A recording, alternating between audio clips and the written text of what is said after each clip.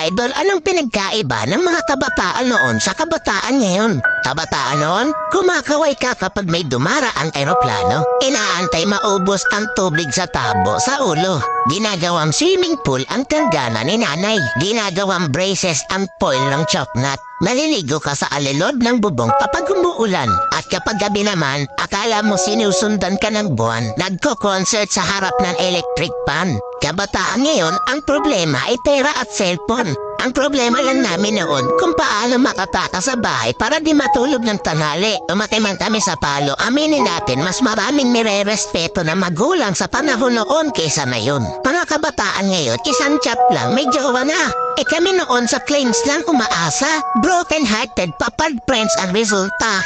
Mga kabataan noon, ang dami ng alam na trabaho. Kaysa sa kabataan ngayon, tamad na, puro pa gadgets, di pa mautusan. Minsan nagiging ibon, minsan nagiging paniki. Wait lang. Batako. Idol, hindi kawawa ang batang inuutusan sa gawaing bahay. Ang kawawa ay yung batang lumalaki na walang alam sa buhay. Yung nakaranas lang ang pupuso nito. Real talk